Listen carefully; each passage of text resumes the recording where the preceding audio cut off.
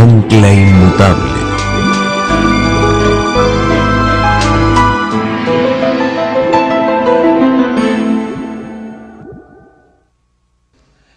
Antes de entrar a nuestro estudio esta mañana vamos a hacer lo que siempre hacemos: pedir que Dios bendiga el estudio de su palabra.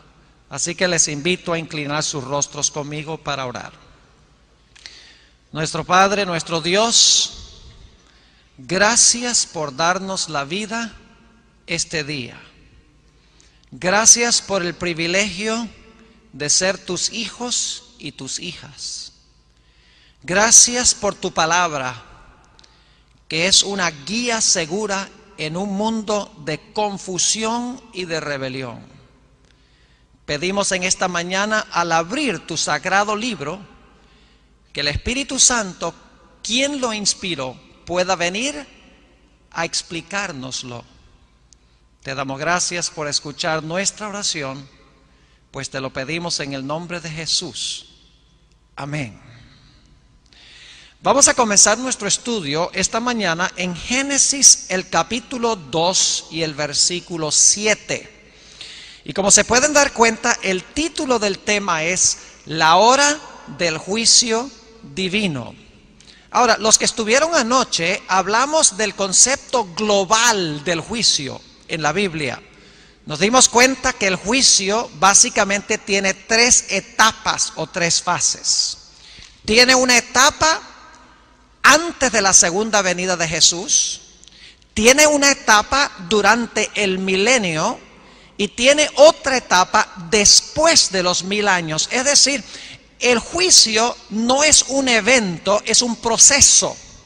Es un proceso largo que dura siglos y siglos.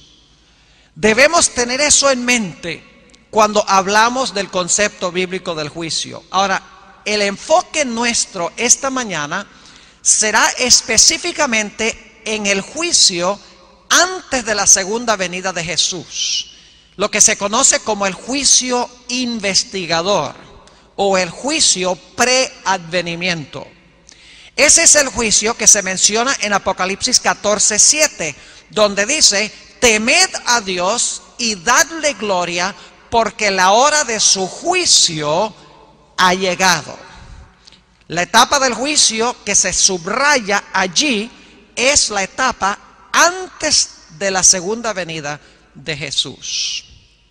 Génesis 2 y el versículo 7 habla de la creación del hombre, y algunos que han sido adventistas durante muchos años van a decir: ¿por qué el pastor Bor va a hablar del juicio y lee un versículo que tiene que ver con el estado de los muertos, con la composición material del hombre? Vamos a ver que hay una relación estrecha entre la doctrina bíblica del juicio y la doctrina bíblica de lo que sucede cuando una persona muere. Son inseparables estas dos doctrinas, la del juicio y la del estado de los muertos. Y eso lo vamos a ver claramente en nuestro estudio de esta mañana. Y es vital que lo comprendamos. Es muy significativo e importante comprender qué pasa cuando una persona muere, porque la Biblia nos dice que en los últimos días Satanás va a usar el espiritismo, cuyo fundamento es la idea de la inmortalidad del alma, para engañar a la mayoría de los seres humanos. Así que es importante que sepamos del juicio y sepamos muy claramente lo que la Biblia enseña en cuanto al estado del hombre en el periodo interino de la muerte.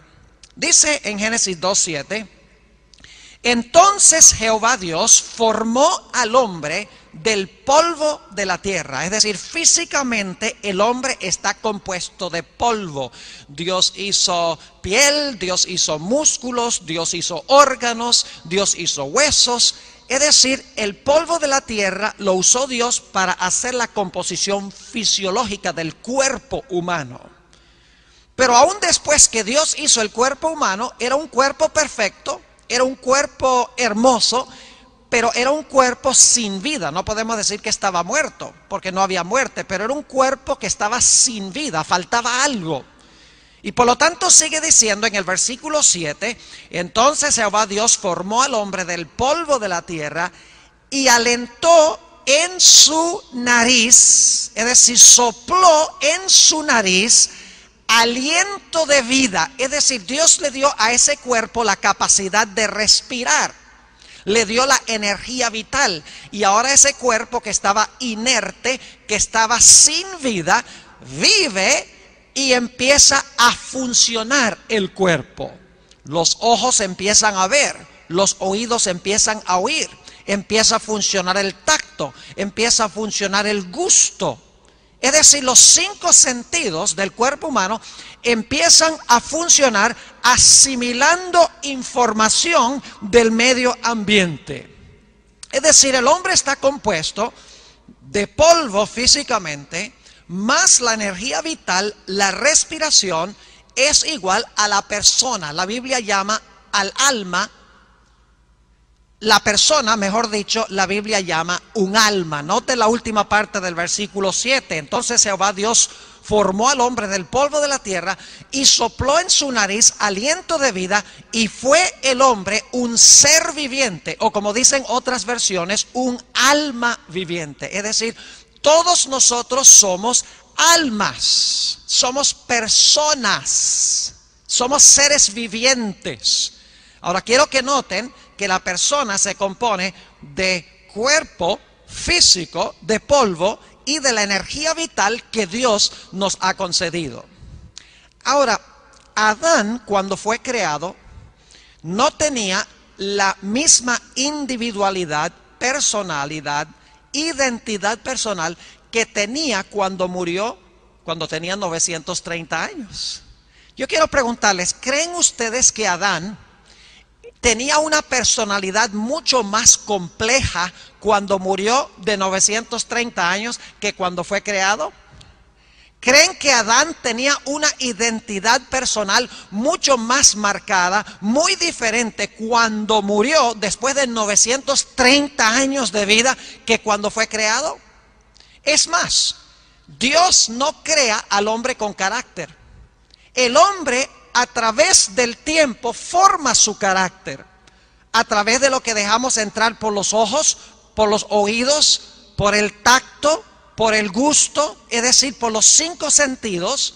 Nosotros formamos nuestra identidad personal, formamos nuestro carácter, formamos nuestra personalidad, nuestra individualidad. Es decir, somos lo que permitimos entrar por nuestros 5 sentidos. Y cuando Adán murió de 930 años, él tenía una identidad personal muy compleja, compuesta de todo lo que él había permitido entrar a su ser a través de sus 5 sentidos durante un periodo de 930 años. Es decir, que ahora Adán tenía una historia de 930 años acumulados de memorias y de sentimientos, de emociones, de acciones, de pensamientos, de palabras que él había acumulado durante ese periodo de 930 años.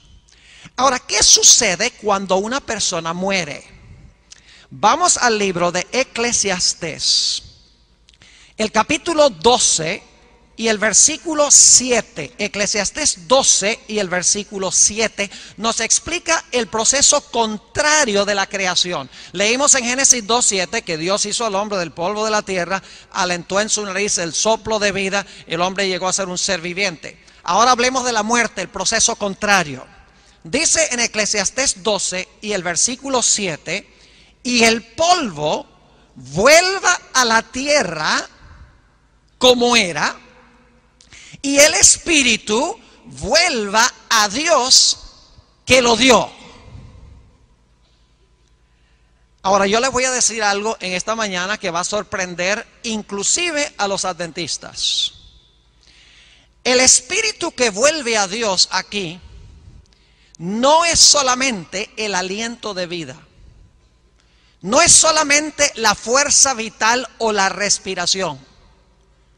Hay algo más que vamos a ver nosotros en nuestro estudio de esta mañana que tiene que ver con esta palabra espíritu. Ahora, no se asusten los que han sido adventistas durante muchos años, porque no voy a compartir con ustedes herejía. Todavía creo en el estado de los muertos como enseña tradicionalmente la iglesia adventista, pero creo que hay algo más que no hemos subrayado y no hemos visto de una forma clara.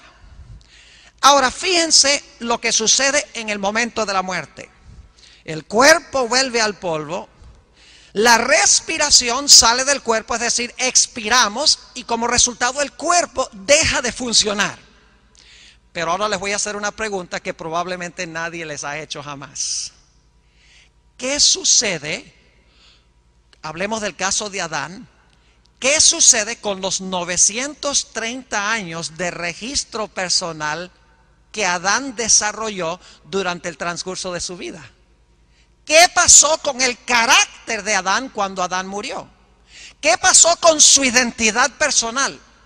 ¿Qué sucedió con su personalidad? ¿Qué sucedió con el registro de toda su vida cuando Adán murió? Todo lo que él permitió entrar por sus ojos, entrar por sus oídos, a través del tacto, a través del gusto, a través de los 5 sentidos, el cúmulo de lo que hizo su carácter o su identidad personal. ¿Qué sucedió con eso cuando Adán murió y cuando nosotros morimos? La respuesta bíblica es muy sencilla. ¿Saben ustedes que Dios guarda en el cielo un registro exacto de cada detalle de nuestra vida?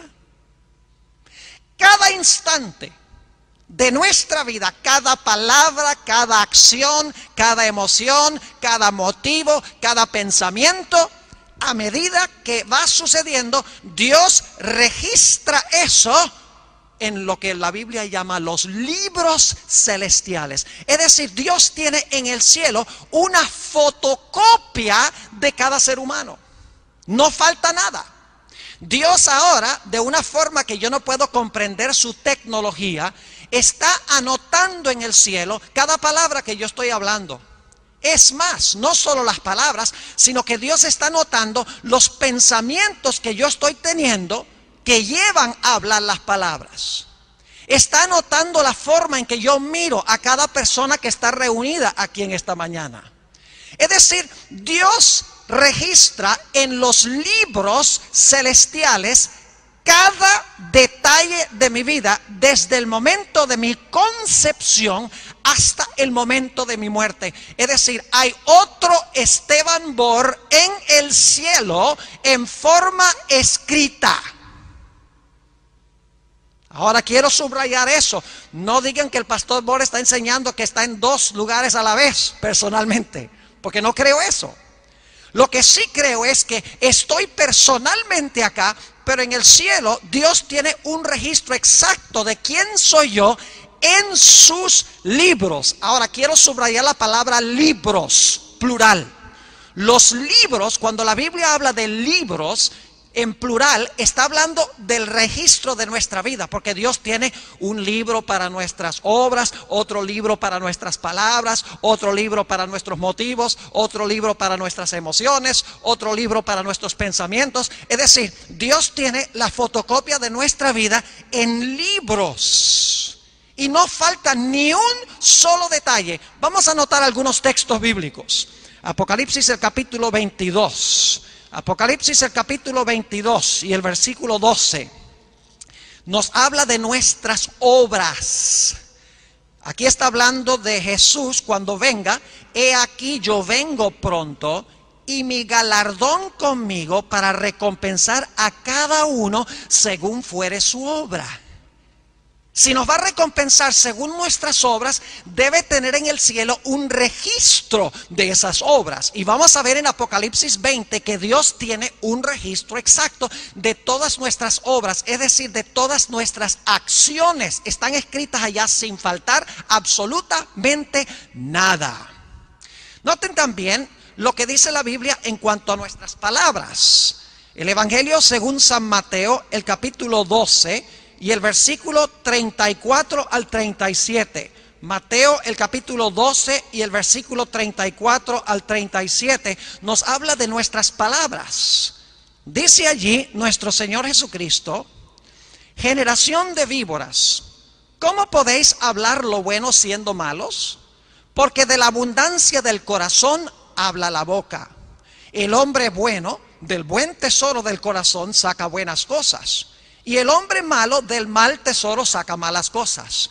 Mas yo os digo que de toda palabra ociosa que hablen los hombres, de ella darán cuenta en el día del juicio.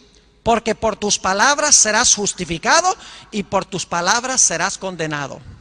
Si Dios va a tomar en cuenta nuestras palabras, es porque nuestras palabras están registradas, están escritas. En Eclesiastés el capítulo 12 y el versículo 13 y 14 nos dice no solamente que Dios tiene un registro de nuestras obras externas, sino que Dios guarda un registro de toda cosa secreta, sea buena o sea mala. Dios guarda un registro de nuestros pensamientos. Jesús dijo, cualquiera que mira a una mujer para codiciarla, cometió adulterio en su corazón. Es decir, Dios guarda en sus registros también nuestros malos pensamientos que no necesariamente fructifican en la acción. ¿Saben que la Biblia nos dice en el Salmo 56 y el versículo 8 que Dios aún guarda un registro de las lágrimas que derramamos cuando lloramos? Cada lágrima está registrada en su libro, dice ahí en el Salmo 56. Es decir, Dios tiene en el cielo un registro exacto de nosotros, tiene una biografía completa de nuestra vida. Lo que regresa a Dios no es solamente nuestra respiración, porque al fin y al cabo Dios no tiene que agarrar la respiración y guardarla ya. Lo que regresa a Dios, no solamente cuando morimos, porque cuando morimos se cierra el libro, lo que regresa a Dios cada instante de nuestra vida es el registro de nuestras acciones, nuestros pensamientos, nuestras emociones, nuestras intenciones, nuestros motivos, nuestras palabras. Todo está registrado en los libros. Hay una fotocopia allá de mi persona. Y vamos a ver que Dios tiene un propósito muy especial por el cual guarda allá un registro de cada uno de nosotros. Ahora, podríamos ilustrarlo de esta manera. Yo estoy personalmente en la tierra, pero en el cielo estoy en un libro. O estoy en libros. El Señor Jesucristo está personalmente en el cielo, pero en la tierra está en un libro. Es decir, yo estoy en dos lugares a la vez. Estoy en persona acá, pero el registro de mi vida está en los libros celestiales. Es decir, los libros tienen la fotocopia exacta de mi vida sin faltar nada. Pero la Biblia también habla del libro en singular. Libros tiene el registro de la vida. ¿Qué contiene el libro singular? Vayan conmigo a Filipenses, el capítulo 4 y el versículo 3. Vamos a hablar ahora del libro. No podemos entender el juicio al menos que comprendamos libros y libro. El libro de Filipenses, el capítulo 4 y el versículo 3. Aquí el apóstol San Pablo está hablando de varios colaboradores suyos en el ministerio. Dice allí, asimismo te ruego también a ti, compañero fiel, que ayudes a estas que combatieron juntamente conmigo en el evangelio, con Clemente también, y los demás colaboradores míos, cuyos nombres están en el libro de la vida. ¿Qué es lo que está en el libro de la vida? No las acciones, sino nombres. Noten también Apocalipsis, el capítulo 3, Apocalipsis, el capítulo 3 y el versículo 5. Apocalipsis 3 y el versículo 5. Otra referencia a lo que contiene el libro singular. Es un mensaje aquí que se da a la iglesia de Sardis. Y dice lo siguiente: el que venciere será vestido de vestiduras blancas, y no borraré su nombre del libro de la vida, y confesaré su nombre delante de mi Padre y de sus ángeles. Es decir, el libro de la vida tiene nombres. los libros tienen el registro de nuestra vida. Podríamos mencionar de paso otro ejemplo bíblico donde Moisés está en el monte Sinaí intercediendo por el pueblo que acaba de adorar al becerro de oro, y Dios ha dicho: voy a destruir a este pueblo y voy a escoger a otro pueblo y tú vas a ser el líder, Moisés. Y Moisés le dice a Dios: Señor, si tú no puedes salvar a este pueblo, borra mi nombre de tu libro.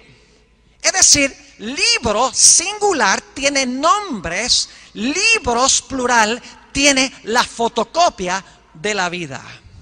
Desde el momento que nosotros nacemos, somos escritos en el libro, y luego Dios guarda los registros de nuestra vida. Ahora hablemos, ya habiendo entendido este asunto de qué contienen los libros y qué tiene el libro, podemos entender un poquito mejor el concepto bíblico del juicio que está realizándose ahora mismo en el cielo. Vamos un momento a 2 de Corintios, el capítulo 5 y el versículo 10. 2 de Corintios 5:10, un texto que leímos en nuestra exposición de anoche. Dice: porque es necesario que todos nosotros comparezcamos ante el tribunal de Cristo, para que cada uno reciba según lo que haya hecho mientras estaba en el cuerpo, sea bueno o sea malo. Fíjense que aquí dice que tendremos que comparecer ante el tribunal de Cristo para responder por todo lo que hemos hecho en el cuerpo, es decir, en esta existencia en la cual estamos en el presente. Para eso Dios debe llevar un registro de nuestra vida, si es que vamos a ser recompensados de acuerdo a si nuestras obras fueron buenas o fueron malas. Pero como vimos en nuestro estudio de anoche, este juicio comienza en el cielo antes que Cristo venga. Daniel 7, que vimos anoche, dice que el anciano de grande edad entró al lugar santísimo del santuario, se sentó, los libros se abrieron. Luego dice que Jesús viene a donde estaba el anciano de grande edad para desempeñar la obra de juicio. Es decir, el juicio no es en la tierra, sino en el cielo. Y no es a la segunda venida, sino que se realiza antes de la segunda venida del Señor Jesucristo. Ahora quiero referirme al caso de Adán para que podamos entender un poquito mejor este asunto. Adán, según la Biblia, murió cuando tenía 930 años. Lo pueden ver en Génesis 5. Es decir, Adán ha estado muerto aproximadamente unos 5,000 años, algo más de 5,000 años. Yo quiero preguntarles, ¿a dónde está Adán hoy? ¿Saben dónde está Adán hoy? Adán está en el cielo a través de sus registros. Pero ¿dónde está Adán personalmente? Adán personalmente ha regresado ¿al qué? Ha regresado al polvo, como dice la Biblia. Es decir, Adán personalmente está muerto. Pero el registro de toda su vida, sin faltar detalle, está escrito en el cielo. Ahora escuchen lo que les voy a decir. Según el conflicto de los siglos, y se puede corroborar bíblicamente, el primero en ser juzgado en 1844 fue Adán. Porque Dios hace el juicio comenzando con los muertos y lo hace en orden cronológico. Menos mal que no lo hace en orden alfabético, especialmente si su apellido es Ziegler, porque va a tener problemas. O si es Ziegler sería bueno, porque es de último. Pero si tienen apellido como el mío, Bor, significa que Dios tendría que juzgarme primero. Pero Dios no lo hace por orden alfabético. Dios lo hace en orden cronológico de acuerdo a cuando nacimos. Dice, empezando con los que primero vivieron en la tierra. se comienza el juicio. Es decir, el primero en ser juzgado en 1844 fue ¿quién? Adán, porque fue el primero que vivió. Ahora yo pregunto, ¿dónde estaba Adán en 1844? Estaba en el sepulcro. ¿Cuándo va a recibir Adán su recompensa? Apocalipsis 22:12 dice, Jesús, he aquí yo vengo presto, ¿y mi qué?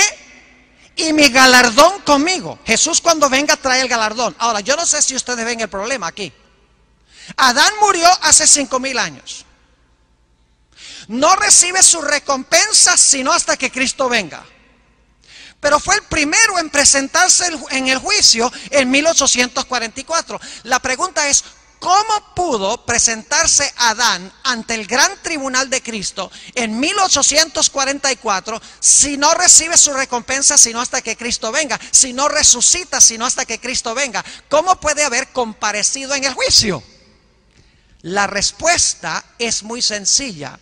Adán se apareció en el cielo a través de ¿qué? A través de sus registros.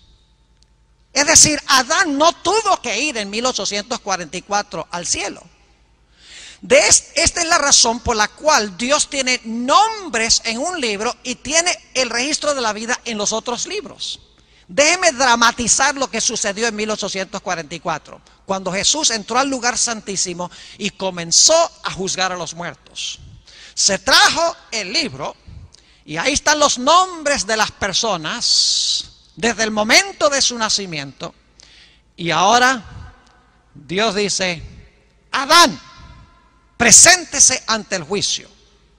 ¿Y dónde está Adán? Adán es polvo. No va a ir con Cristo sino hasta que Cristo venga. ¿Cómo se puede presentar? Bueno, los ángeles traen ¿qué cosa? Los libros, el registro de su vida. Él no tiene que ir personalmente. Él se presenta a través de la fotocopia exacta de su vida. Lo que se examina, en otras palabras, es el registro de su vida. No aparece allí personalmente. Y como vimos anoche, los muertos están en el sepulcro hasta que Cristo venga a recompensarlos. Quiere decir que en el juicio, antes de la segunda venida, en el cielo, no aparecen personalmente porque están en el sepulcro, sino que aparecen a través de sus registros. La Biblia dice que cuando Cristo venga, los muertos en Él van a resucitar.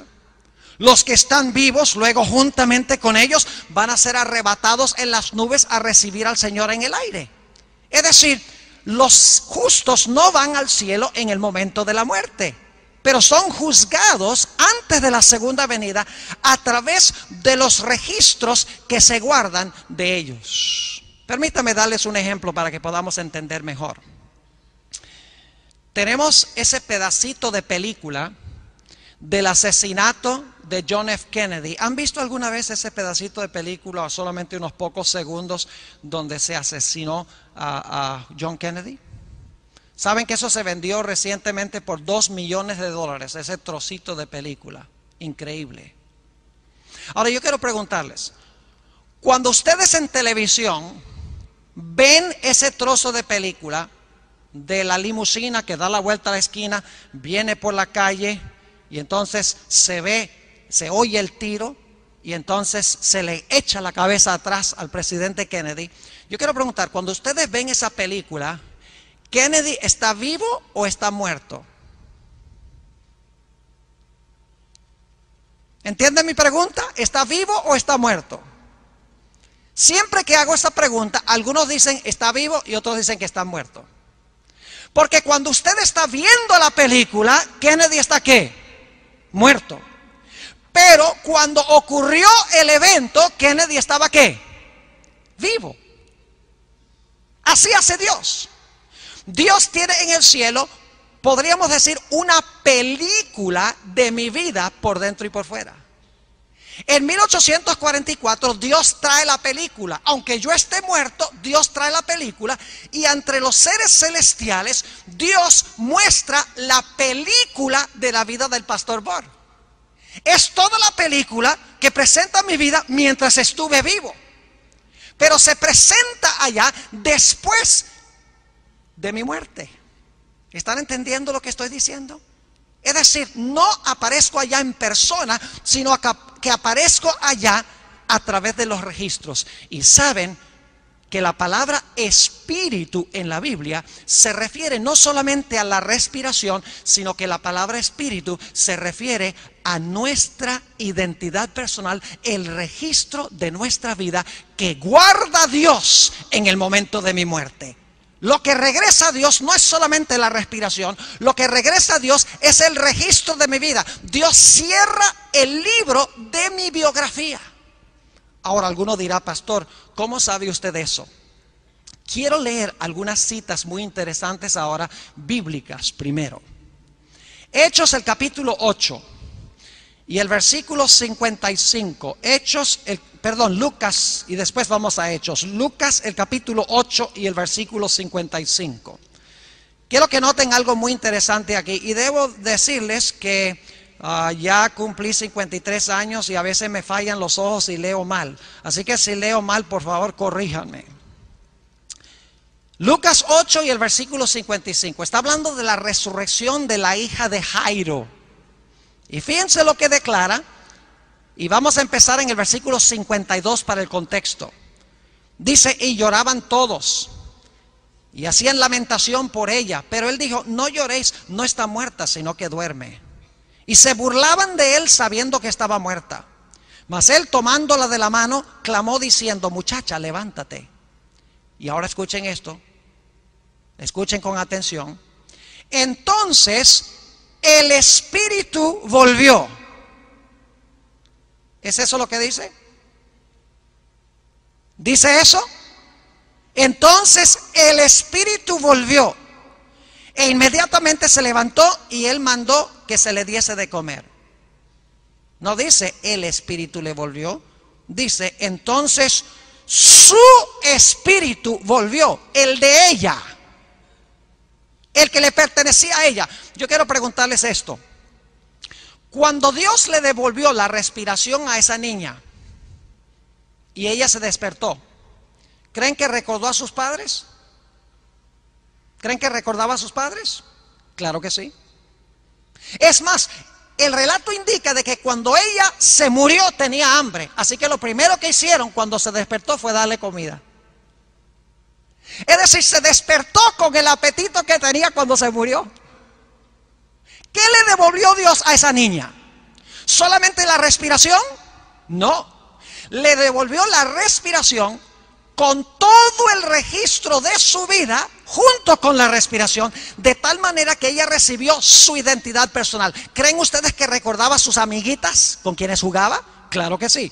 ¿Creen que recordaba todos los detalles que se habían realizado de su vida de antemano? Claro que sí, porque cuando Dios le devolvió la respiración, le devolvió también el registro completo de su vida. Es decir, ella resucitó siendo ella. Ahora vamos también a Hechos de los Apóstoles, el capítulo 7 y el versículo 56. Hechos, el capítulo 7 y el versículo 56. Aquí está hablando de mi tocayo, Esteban, del martirio de Esteban. Dice en el versículo 56, y dijo, he aquí veo los cielos abiertos y al Hijo del Hombre que está a la diestra de Dios. Entonces ellos, dando grandes voces, se taparon los oídos y arremetieron a una contra él. Y echándole fuera de la ciudad, le apedrearon. Y los testigos pusieron sus ropas a los pies de un joven que se llamaba Saulo. Y apedreaban a Esteban mientras él invocaba y decía, Señor Jesús, recibe el Espíritu. ¿Eso es lo que dice? ¿Recibe el Espíritu? No. Dice Esteban, ¿recibe qué? Recibe mi Espíritu. ¿Qué está diciendo Esteban? ¿Nada más cuida mi respiración? No, Esteban está diciendo, cuida mi identidad personal. Guarda todo detalle de quién soy yo. Guarda el registro de mi vida. Porque Esteban algún día va a resucitar, y cuando resucite Dios le va a devolver no solamente el aliento, sino su identidad personal. Va a ser Esteban, va a reconocer a Saulo, va a recordar los eventos que se realizaron en su vida, porque Dios le va a devolver, aunque se volvió polvo ya, Esteban ya es polvo, Dios va a hacer su cuerpo de nuevo y le va a devolver la respiración y toda la memoria de su vida. Le va a devolver el registro completo y total de su vida. Hablemos un momento de Jesús. Lucas 23 y el versículo 46. San Lucas, el capítulo 23 y el versículo 46. Está hablando de la muerte de Cristo, y fíjense qué interesante lo que dice Jesús a su Padre en la cruz. Dice allí en Lucas 23, 46: entonces Jesús, clamando a gran voz, dijo: Padre, en tus manos encomiendo el Espíritu. ¿Es eso lo que dice? No. Jesús dice: en tus manos encomiendo mi espíritu. Pregunta: cuando Jesús resucitó, ¿reconoció a los discípulos? Claro que sí. ¿Recordó los eventos de su vida con los discípulos? Claro que sí. ¿Tenía Jesús la identidad personal exacta que tuvo durante su vida, que le fue devuelta en el momento de su resurrección? Claro que sí. Dios no solamente le devolvió la respiración, sino que le devolvió el registro de su vida, su identidad personal. Ahora, habiendo leído estos textos de la Biblia, yo quiero leer un par de citas de los escritos de Elena White. La viejita, con 2 años y medio de educación primaria, entendió lo que yo estoy compartiendo con ustedes esta mañana. ¿No creen ustedes que esto es una especulación mía? La Biblia y el espíritu de profecía ambos corroboran este punto. La primera cita que quiero leer, y son 2, no son tan largas, se encuentra en el Comentario Bíblico Adventista, tomo 6, la página 1092 y 1093. Y escuchen la profundidad de este concepto. Y yo estoy usando aquí mi propia traducción. Dice allí: nuestra identidad personal es preservada en la resurrección. ¿Qué es preservada en la resurrección? ¿Nuestra qué? Nuestra identidad personal es preservada en la resurrección. Aunque no las mismas partículas de materia o sustancia material que entraron al sepulcro. Es decir, Dios no tiene que rescatar cada partícula de materia para resucitarnos. Él puede usar otra materia. Sigue diciendo: las maravillosas, ahora escuchen bien, las maravillosas obras de Dios son un misterio para el hombre. El espíritu, el carácter del hombre, regresa a Dios y allí es preservado. ¿Lo captaron? ¿Qué regresa a Dios? El espíritu, que se identifica como ¿qué? El carácter. Dice: el espíritu, el carácter del hombre, regresa a Dios y allí es preservado. En la resurrección, cada hombre tendrá su propio carácter. Dios a su debido tiempo levantará a los muertos y les dará de nuevo el aliento de vida, y mandará a los huesos secos que vivan.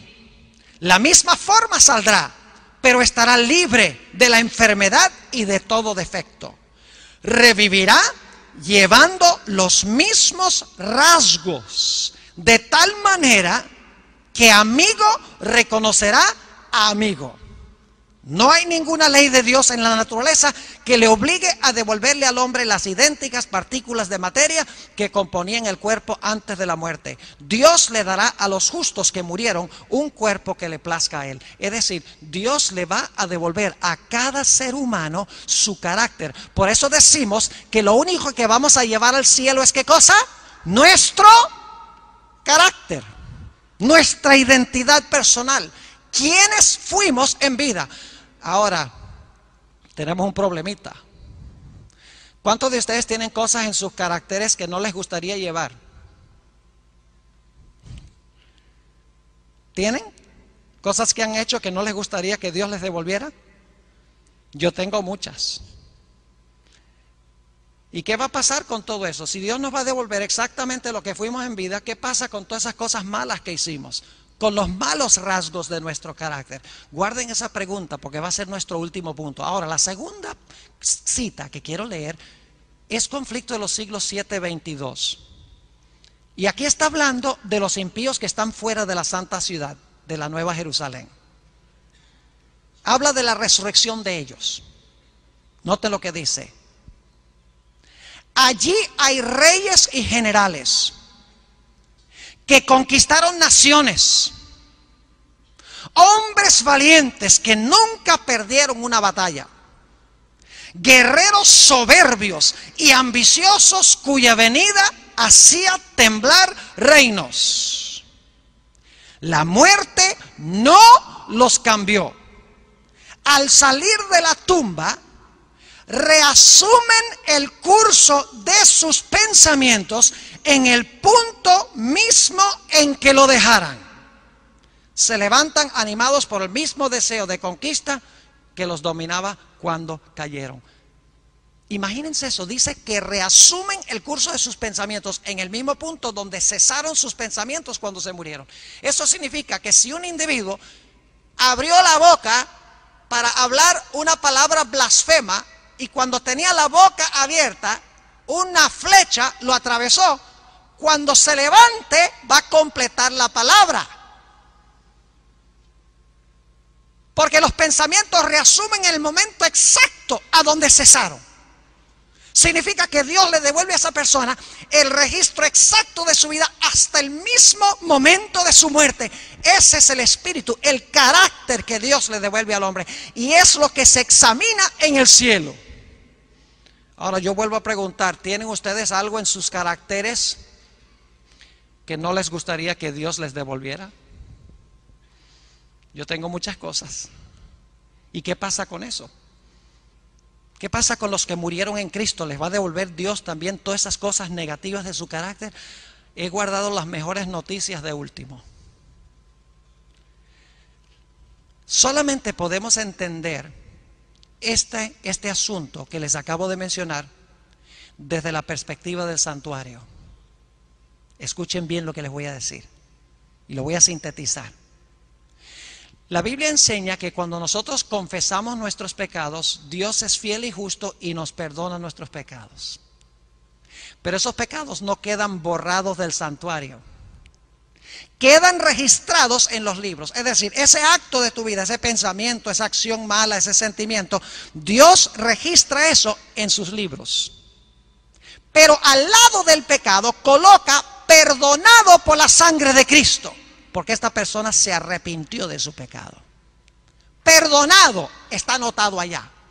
Es decir, nuestra mayor seguridad es tener nuestros pecados en el santuario, confesarlos, porque Dios nos perdona. Yo me puedo ir contento a la casa teniendo la seguridad del perdón, pero el pecado está registrado en los libros celestiales, porque cuando surja mi nombre en el juicio, Satanás va a acusar y va a decir, ve, el pastor Bor hizo esto, hizo lo otro, y Dios va a decir, yo no niego que el pastor Bor haya hecho todas esas cosas, pero al lado de eso que se encuentra escrito, perdonado por la sangre del Cordero, porque por la gracia de Dios lo confesó, recibió perdón y por el poder del Espíritu Santo venció ese pecado.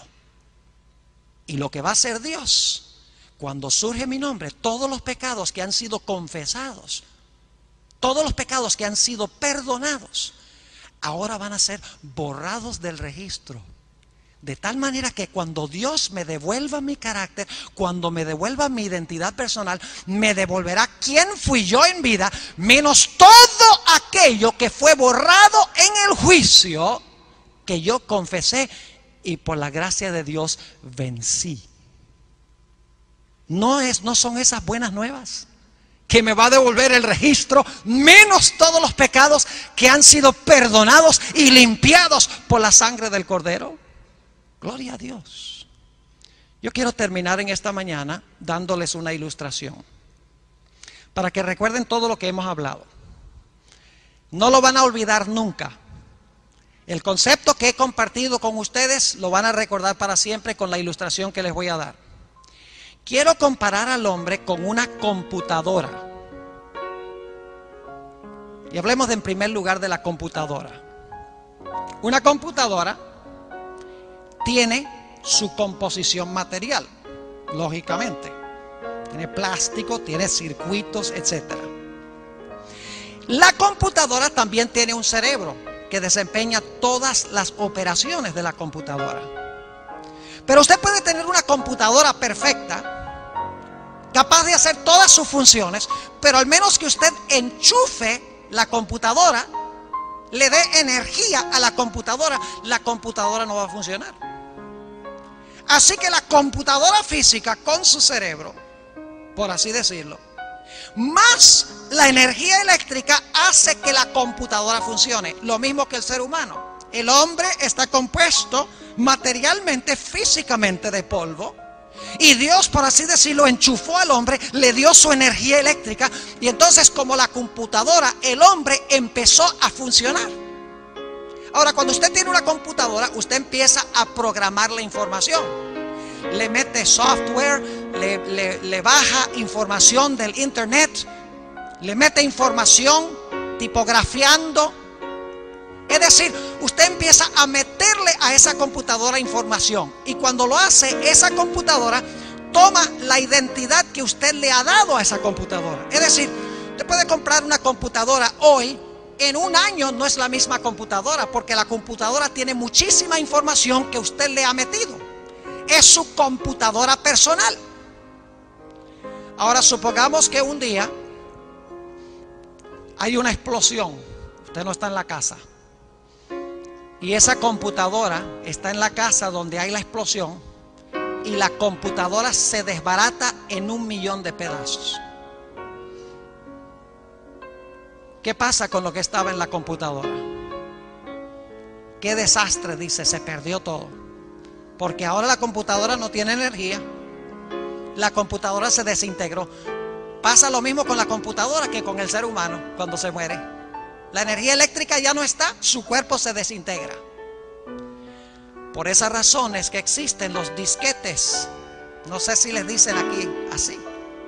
A medida que ustedes van trabajando en la computadora y metiendo la información a la computadora, ustedes guardan lo que le meten a la computadora en disquetes. Van guardando la identidad de la computadora, por así decirlo, en los disquetes. Porque saben que algún día algo puede pasar con la computadora y se perdería todo. Así que a medida que usted le va metiendo información, va transfiriendo todo a los disquetes y en un lugar seguro usted guarda los disquetes. Así que cuando la computadora se desenchufa y se desintegra y se destruye, usted dice no hay ningún problema porque yo tengo la identidad de la computadora en los disquetes. Yo pregunto, ¿puede usted comprar otra computadora? Ir al almacén, inclusive comprar una computadora más poderosa y luego tomar los disquetes y meterle la misma información a esa computadora que tenía la primera. Ustedes saben que sí. Es decir, la información en los disquetes se puede meter en una nueva computadora para que la nueva computadora tenga la identidad personal de la primera computadora. Así hace Dios con nosotros. Dios sabe que algún día, al menos que Cristo venga mientras estemos vivos, vamos a ir al polvo, nos vamos a desintegrar, vamos a quedar desenchufados de la corriente eléctrica de Dios. Pero Dios guarda, por así decirlo, nuestra identidad en disquetes. Porque algún día Él va a regresar, nos va a resucitar, nos va a dar un cuerpo mucho superior a lo que teníamos. Y nos va a devolver la información que Él ha guardado en sus libros. Nos va a devolver el carácter o nuestra identidad personal. En el juicio celestial lo que hace Dios, dice, bueno, Esteban Bor, traigan los disquetes. Y entonces, y estoy dramatizando para que puedan entender, los seres celestiales ven todo el registro de la vida del pastor Bor en los disquetes. Y aparecen esos pecados ahí en los disquetes, pero pecados que han sido confesados y perdonados. ¿Y saben lo que hace Dios al pasar mi nombre en los disquetes? Hay un botoncito que dice borrar. Y por lo tanto Dios ahora, cuando esas partes del registro de mi vida, que por la gracia de Dios han sido perdonadas, Dios ¿qué hace? Las borra. de tal manera que cuando me devuelva la identidad que está en los disquetes, me va a devolver todo aquello que fue mi vida, menos los pecados que por la gracia de Dios han sido perdonados y vencidos en la vida. Por eso el primer ángel dice: temed a Dios y darle gloria y adóralo, porque la hora de su juicio ha llegado. La hora de examinar tu vida ha llegado. La hora de ver lo que está en los disquetes ha llegado. Y Dios quiere que nosotros pasemos victoriosamente por el juicio. Por eso nos da las condiciones bajo las cuales podemos nosotros pasar victoriosamente el juicio, aceptando el evangelio eterno de la salvación a través de Jesús, manifestándolo en nuestra vida, en nuestras obras, temiendo a Dios, dándole gloria y adorando a aquel que hizo el cielo, la tierra, el mar y las fuentes de las aguas. Jóvenes y señoritas, lo único que vamos a llevar al cielo es nuestro carácter. Que Dios nos ayude a formar un carácter a semejanza del bello carácter de Jesús. Si tienes algún pecado en tu vida que estás acariciando, confiésalo. Pídele al Señor que te dé la victoria sobre ese pecado, para que en tu disquete en el cielo se pueda escribir perdonado. Y cuando ese nombre y cuando ese pecado aparezca en el juicio, que Dios pueda decir: borren ese pecado, borren esa mala acción, ese mal pensamiento, esa mala palabra, ese mal sentimiento, bórrenlo, porque ha sido perdonado por la sangre del Cordero. Qué maravilloso Salvador tenemos nosotros. Yo quiero preguntar en esta mañana: ¿cuántos desean decirle a Jesús: Señor Jesús, te entrego mis pecados, te los doy, perdóname por haber pecado contra ti, y Señor, más que esto, dame tu Espíritu Santo para que por tu poder pueda temerte y glorificarte y adorarte en este tiempo del juicio divino? ¿Quieren que tenga una oración para pedirle eso a Dios? El perdón, la limpieza y el poder en nuestra vida. Oremos. Padre Celestial, te damos gracias, porque a pesar de que tenemos que enfrentarnos al juicio, podemos enfrentarnos con plena certidumbre de que Cristo es nuestro representante. Señor, delante de ti se encuentra esta maravillosa juventud, el personal docente, los miembros de la comunidad. Y en este momento sabemos, Señor, que estás juzgando a los muertos. Pronto pasarás a los vivos, no sabemos cuán pronto. Será cosa solemne presentarnos ante el gran tribunal supremo a través de nuestros registros. Oh Señor, te ruego que estés con cada joven, con cada señorita, con cada hermano de la comunidad, cada miembro del personal docente. Señor, borra nuestros pecados. Danos victoria sobre el pecado, para que podamos presentarnos en el juicio y seamos reconocidos sin mancha, ni arruga, ni cosa semejante. Gracias, Señor, por la seguridad de que nos devolverás nuestra identidad si llegásemos a morir, para ser hijos tuyos, no solo durante esta vida de sufrimiento, sino a través de los siglos de la eternidad. Gracias te damos por el privilegio de acercarnos a tu trono en oración, y gracias por escucharnos, porque te lo pedimos en el precioso nombre de Cristo Jesús. Amén.